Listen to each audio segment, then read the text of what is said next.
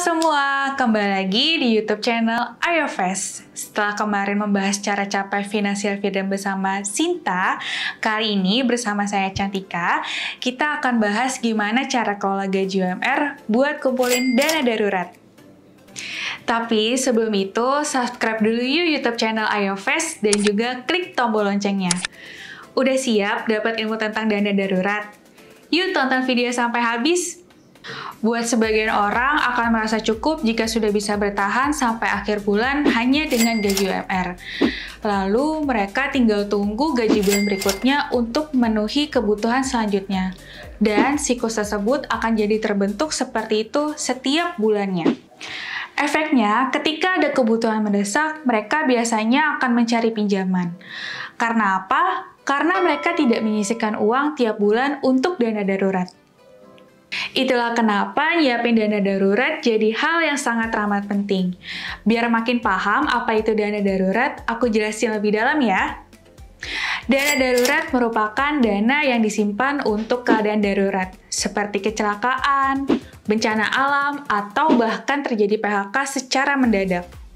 Dana darurat sendiri jadi urutan kedua dalam financial planning, di mana terletak setelah arus kas dan sebelum asuransi serta investasi. Dana darurat bisa disiapkan pas kamu sudah memiliki arus kas yang positif dan sudah mengatur strategi pelunasan hutang yang kamu miliki. Terus gimana sih perhitungan dana darurat buat kamu yang masih punya gaji UMR? Nah, buat kamu yang masih single alias gak punya tanggungan, dana daruratnya sebesar 3-6 kali pengeluaran setiap bulannya. Sedangkan buat kamu yang sudah berkeluarga, dana darurat yang mesti disiapkan sebesar 6-12 kali pengeluaran setiap bulannya.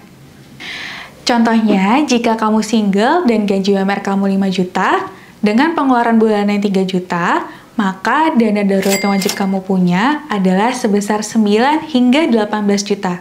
Sementara, jika gaji UMR kamu 5 juta, dengan pengeluaran per bulan 3 juta, dan kamu sudah berkeluarga, setidaknya kamu punya dana darurat sebesar 18 hingga 36 juta.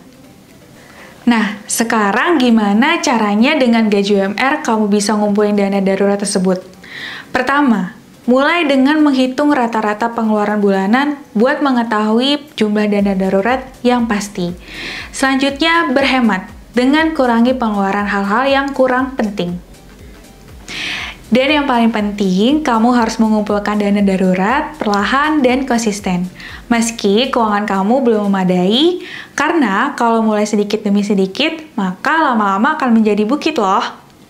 Selain itu, yang namanya dana darurat hanya boleh dipakai untuk keperluan darurat saja ya. Jadi, simpanlah dana darurat di tempat yang aman dan terpisah dengan dana yang lain. Dan ada baiknya dana darurat disimpan dalam rekening yang berbeda dengan rekening yang sering kamu gunakan.